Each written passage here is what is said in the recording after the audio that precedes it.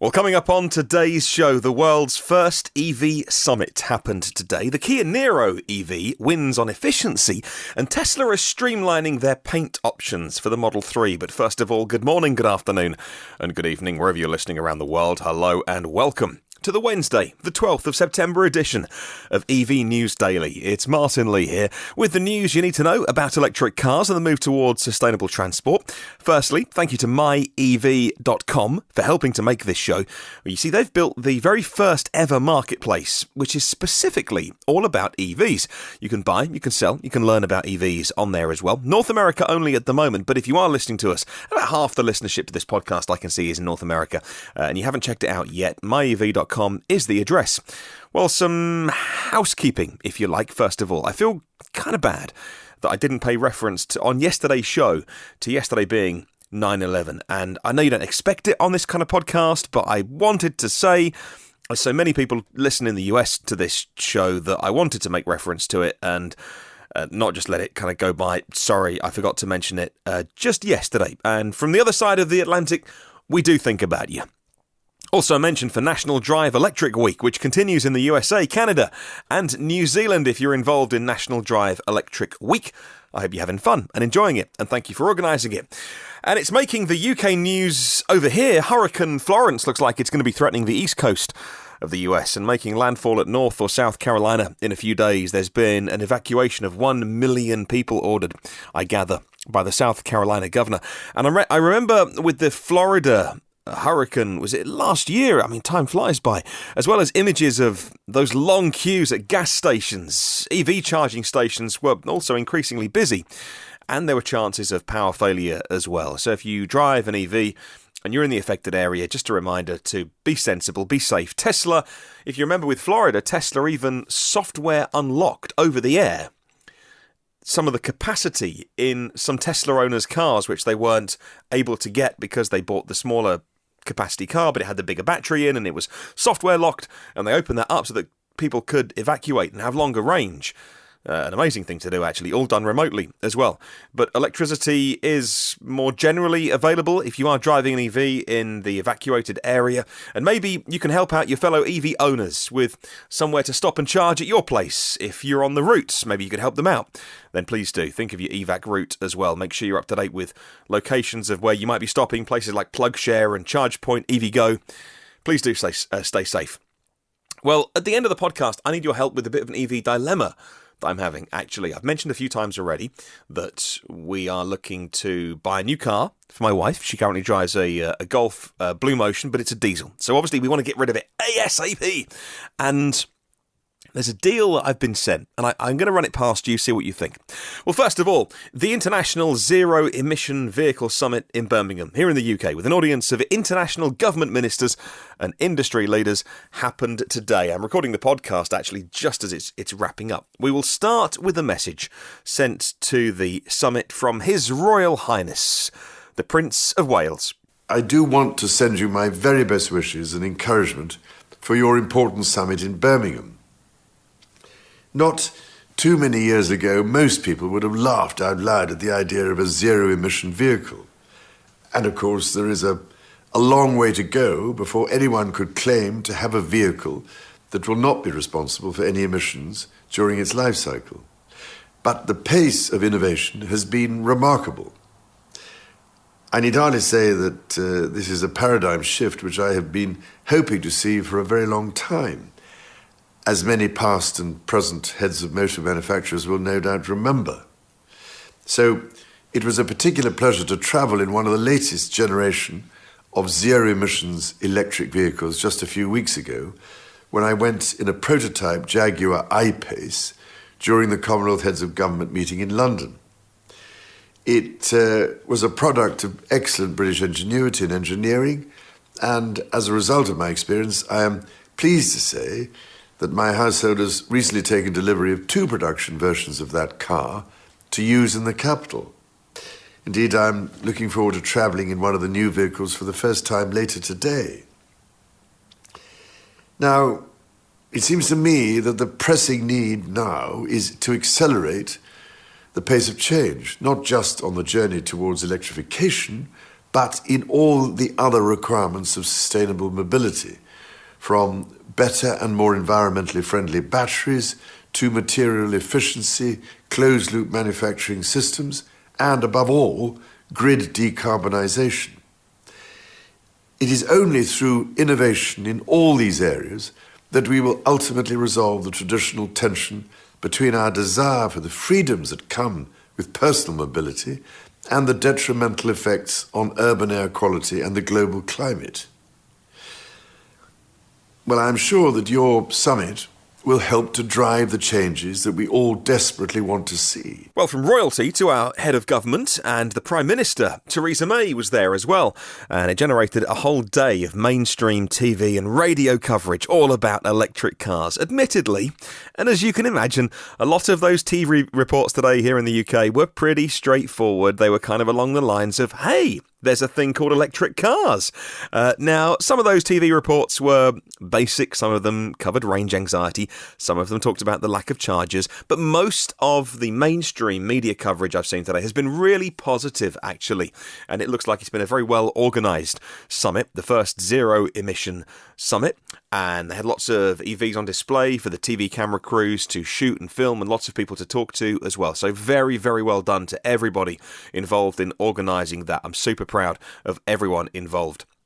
Well, the Prime Minister said this, and I quote, "I have set this country an ambitious mission to put the UK at the forefront of the design and manufacturing of zero-emission vehicles. Our electric UK-manufactured cars account for 1 in 5 sold in Europe. Our batteries are among the best in the world, and our road to zero is the most comprehensive plan globally, mapping out in detail how we'll reach our target for all new cars and vans to be effectively zero emission by 2040. We've long lived with the idea that traffic is polluting. We now know that no longer needs to be true. We're on the brink of making it a thing of the past," end quote. Which is wonderful, it's fantastic, it's positive, it's a great sound bite.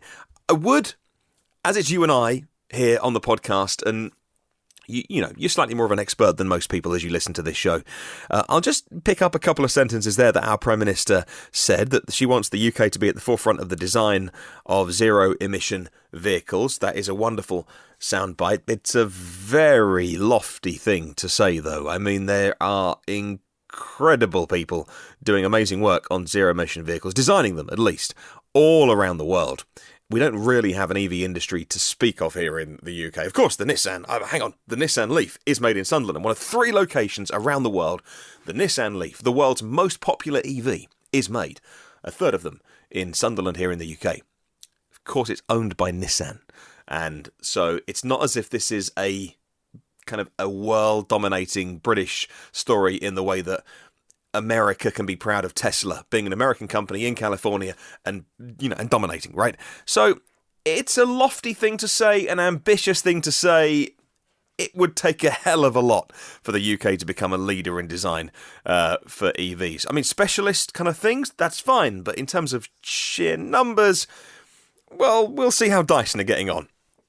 The next thing that she said was our own electric UK manufactured cars are 1 in 5 in Europe.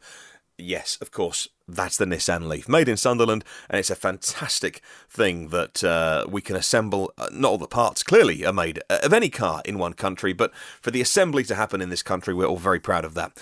She says, our batteries are the best in the world. I don't think Panasonic are going to lose any sleep. I don't think LG Chem, I don't think SK Innovation are going to lose any sleep when they hear that the UK Prime Minister said that we have the best batteries in the world. We do have very specialist technology firms in this country, by the way. Things like motorsport also leads the way, but yeah, you know, we'll go with that. And finally, she says that the UK's Road to Zero strategy is the most comprehensive plan globally, which that bit is, you know, and I'm a huge fan of bigging up EVs, and I'm a cheerleader for them as well. But that phrase, that we are leading globally, is just not true. I mean, places like Norway have 2025 to be zero emission. We have got things in this country constantly confused. We have made announcements, ministers have made announcements to say, oh, EVs are going to be banned by 2040. And then journalists and reporters have said, well, you mean EVs? Well, you mean pure electrics? And they're like, yeah, electric cars. And we're like, you mean hybrids or pure electrics? They're like, well, yeah, you know, electric car things, 2040, we're going to be first in the world.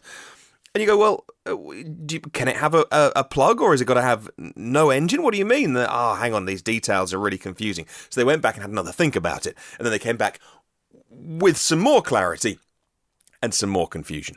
The plan is still very confused. They haven't completely ruled out petrol and diesel engines in electric cars by 2040, despite what some of the short headlines say.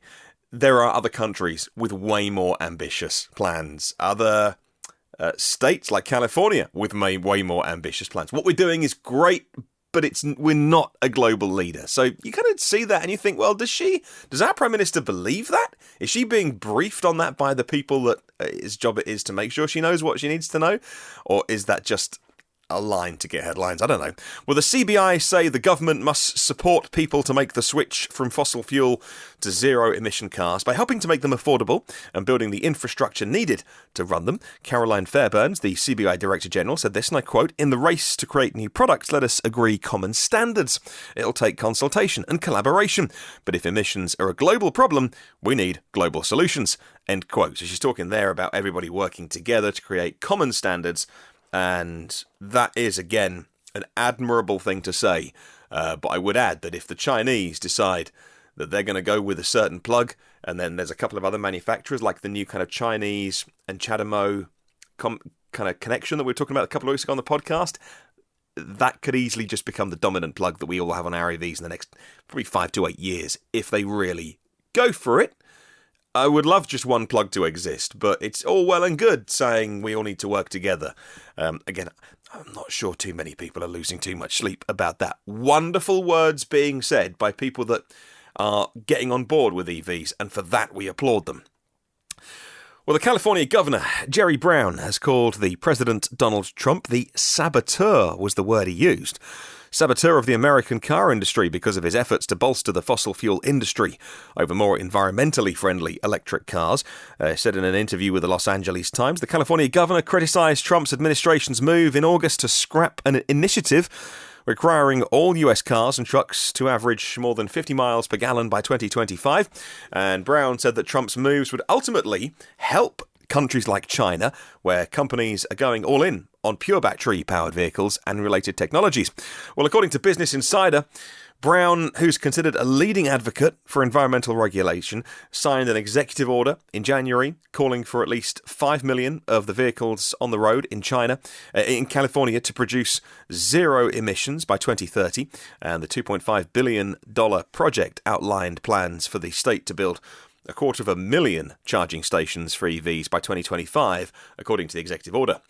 So we've had a lot of great words said at the World Summit today here in the UK, and the government committing another £100 million to invest in things like charging technology. £100 million sounds like a lot of money. It's not a lot of money when you have to put in a lot of charging stations. California investing $2.5 billion US dollars. Well, how do the two compare? Well, new economic data puts the Californian economy at about 2.7 trillion, which is bigger than most nations, actually. California is now the fifth biggest economy in the world, just ahead of, surprise, surprise, which is why I'm reading this out, the United Kingdom, which has an economy of $2.6 trillion. The difference is striking, given California's population of 40 million to the UK's 66 million. So we're investing another 100 million. California, 2.5 billion. Like I said, lots of very nice words were said today, and lots more money does need to be said. It's all a move in the right direction. I just want to temper things a little bit before we get too carried away. Well, let's move on to a great car by the look of it. And I want to talk a little hat tip to Bjorn Nyland's YouTube channel, because with his Hyundai Kona review, which was 2.5 odd hours long, was brilliant. And that's an investment in time, which I was very happy to make. But for a lot of people, 2.5 hours is a long YouTube video. So he's with his Kia Niro EV video, which is, Kia's the sister company. Well, it's owned by Hyundai Motor Company. He cut all his videos down into shorter ones. So looking at the comparison between the two, the efficiency test, the long range one that he did, charging, the charge speed one, which was only a couple of minutes long.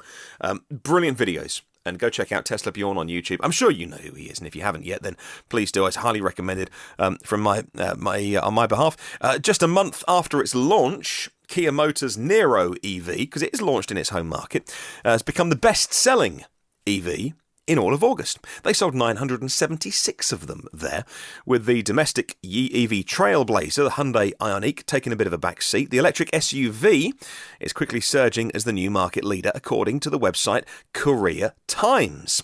Now, Kia Motors attributes the brisk sales of their vehicle to its efficiency. They say it has a range of 385 kilometres. Actually, watch the Tesla Bjorn video, and Bjorn Nyland's one. It's a bit more than 385. It seats 5 people comfortably. It's a nice big SUV, and it offers lots of safety and convenience features at a really affordable price. In the Niro EV, this was new info to me, they've got the paddle shift levers behind the steering wheel, and that controls the level of regen braking in 4 different steps. So you haven't got to move your hands off the wheel to change the level of regen. The higher the step is, the quicker the car slows down when you release your foot off the throttle. Now, when the driver presses and holds the right-hand paddle, the car automatically will select what it thinks is the best level of regen, depending on all of the road data that it's processing through its sensors. I'll put a link to that Korea Times article in the show notes. They say that when the subsidies from the central government and the Seoul metropolitan government are taken into account, the Niro EV starts at 30 million won.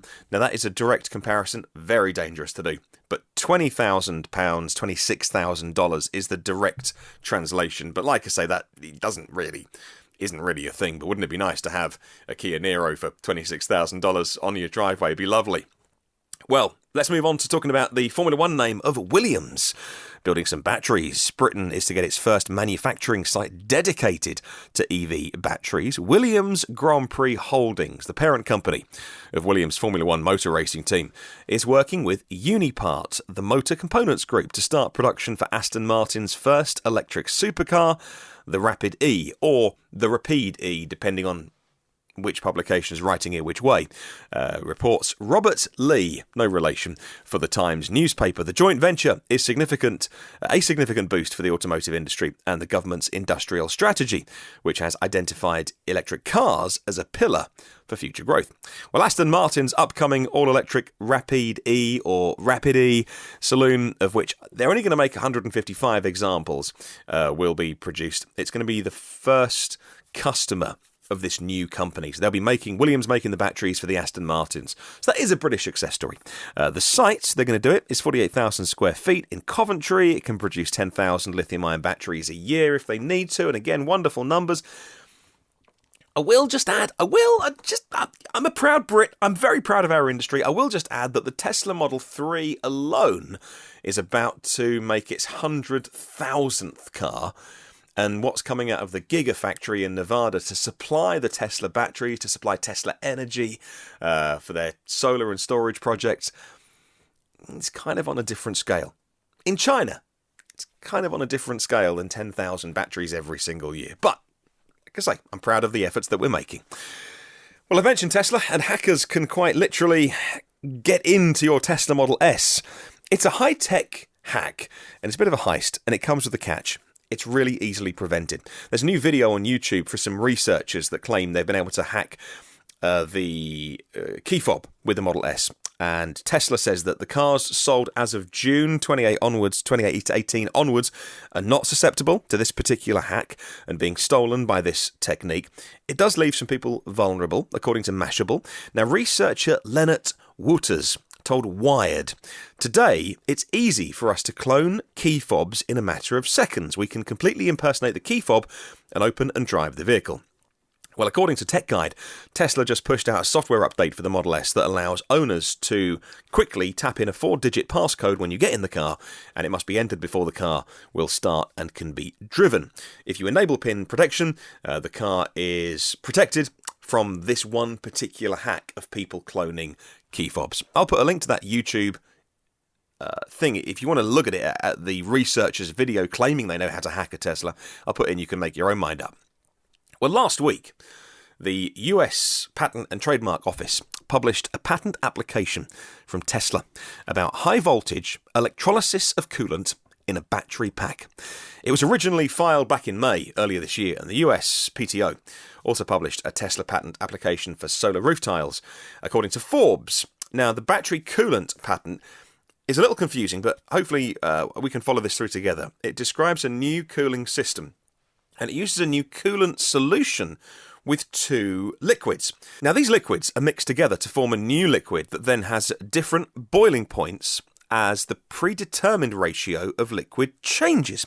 A sensor in the battery system monitors the battery models for any high voltage electrolysis and responds with a remediation system to decrease risks with possible high voltage electrolysis when operated. The goal, as you might expect, is to limit possible excessive thermal conditions. That Forbes article goes into more detail, so this is probably talking about thermal runaway, things like accidents, crashes, fires. Another way of, if the batteries get too hot, these two liquids kind of come together, can be released to come together, has a higher boiling point, and it's a way of making the batteries safer. And although it's kind of nerdy and geeky, and I like stuff like this, so it's why I put it in the podcast, I think it is another indication about the 10-year head start that Tesla has had on everybody else in terms of battery technology. They really have been grinding their teeth for 10 years, keeping them awake every single night for 10 years on how to solve these problems. And although lots of people are they're saying lots of words about either catching up or taking over, or we're going to be Tesla beaters and all those kind of things, it is a reminder that there is a company here that have been making only electric cars and only worrying about battery technology for a very long time now. And another example that they're still moving forward. Something that they're not moving forward with, though, is their paint colours. And now this is a bit of a streamlining, we'll call this. The paint shop bottleneck is going to be solved by cutting two colours, and that is going to up production of the Model 3. Well, Tesla produced more cars than ever of late, says Mark Kane at Inside EVs. To increase the production pace even further, they're going to help sort out this one particular bottleneck. Elon Musk announced that Tesla needs to drop 2 of its 7 colours, obsidian black and metallic silver, from the base offer. That's going to simplify manufacturing and even more speed up Model 3 production. I'll put a link to the Inside EVs article in the show notes. Well, 2 more stories today. From electric taxi to electric van, LEVC, the Geely-owned LEVC company that makes those distinctive black London cabs, has announced it's going to start trials with potential customers of its new electric van in London in the second half of 2019. The business is currently in discussion with a number of major public sector fleets about joining the trials of prototype vehicles. It includes the Met Police and the London Fire Brigade, both of whom have ambitious programmes to clean up their vehicle fleets with a target of zero emission by 2025. Earlier this year, LEVC, who makes the world's most advanced EV taxi, announced it's going to be entering the van market with a zero-emission capable product. And like the taxi, the van's going to combine a full electric powertrain with the range extender. It means you can have a clean vehicle that'll go the distance, but this isn't about those last mile deliveries, the kind of UPS, the kind of Amazon deliveries where they just need pure battery power. That's not what this one's all about. This is about that kind of 100-mile plus route, maybe 50, 80, 100-mile route every day, and therefore the range extender might be called into use sometimes. All about lowering the total cost of ownership, of course, with commercial vehicles. I put a link to that press release from LEVC in the show notes. And finally, friends of the podcast, Avid Technology, the UK automotive cleantech firm Avid Technology, has appointed Mike Dowsett as their new VP of Business Development to lead the company's expansion in North America. Now, Mr. Dowsett's going to lead the business strategy to grow Avid Technology and their new US office in Michigan. Well, I've spoken to Ryan Morn on the show before. He's the man behind Avid, and he joined us on a Saturday special a little while ago for his insights, and a really fascinating person to talk to. He knows everything that's going on at the minute and has to be careful what he says because he works with big companies and has non-disclosure agreements, but from his own personal perspective, he was able to give us some really fascinating insights. Go check that podcast out in the archive of this show, and Avid Technology have their own podcast, which I really highly recommend as well. Now, Mike Dowsett for Avid said this: the electric vehicle industry is thriving globally and going through a period of rapid development and innovation. I'm looking forward to building and consolidating the company's growing customer base in North America. A great time for the right people with the right products and expertise to make an impact.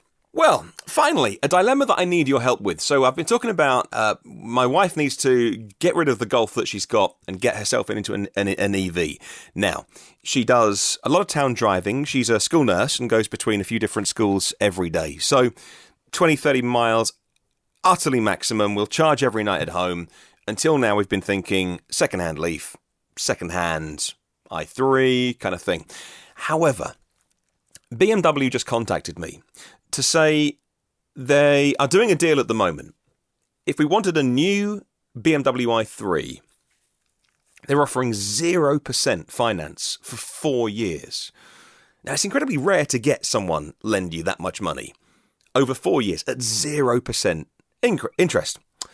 So if you look at the terms that they're offering, it's only for the brand new i3 or i3S, but it's only for the models that they've got made and in stock right now. So you have the ones that have already been built, and you can't be like, I want this colour, I want that bit. It's the ones that are already made. It's a great deal, and the prices are pretty good, and the monthly payments are pretty good. But what does that mean? Does it mean that at the Paris Motor Show, BMW are going to announce the long-awaited 40-something kilowatt-hour battery for the new i3? So it currently uses, BMW use the amp hour way of measuring it. The only ones that do, but they do. So they've got the 94 amp hour battery in the current i3. The 120 amp hour battery is long been rumoured, and it would make sense. It would get another couple of years out of that car, whilst BMW get the rest of their cars on the market. The i3 still looks great, still looks stylish, still looks fantastic, still looks very contemporary. So what do I do? Because I could hang on and then get the latest, greatest model for my wife.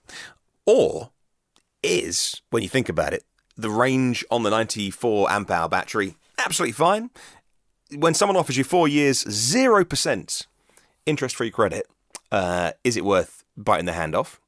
And the i3 is a beautiful car. My brother bought one a little while ago, and I must admit, it looks fantastic, and it drives great, and I'm such a huge fan of it. He got the range extender. He wanted that little reassurance. So what do you think I should do? I'd appreciate your help and your feedback. Do I hang on? Do I wait? Do we get stick with a second-hand car? Or do we push the boat out? Or do we wait? I don't know. I don't know what to do. It kind of seems like we could be buying up all the old... It feels like they're offloading the old stock before they announce something new and exciting. And I always like the latest, greatest thing, which I know is a real silly, expensive hobby. So what do I do?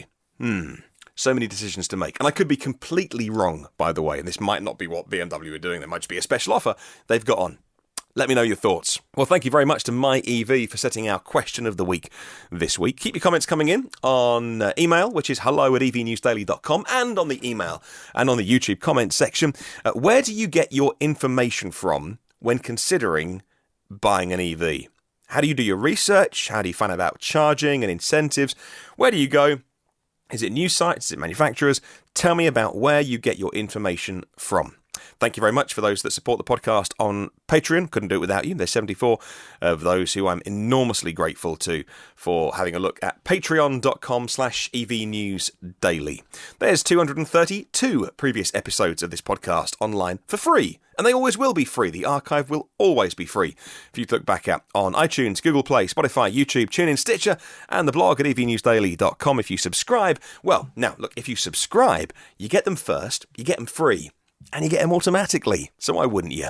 And if in return you can leave me a little review, I know it's a lot to ask because you're busy, but if you can leave a couple of words on your favourite platform, it makes the world of difference.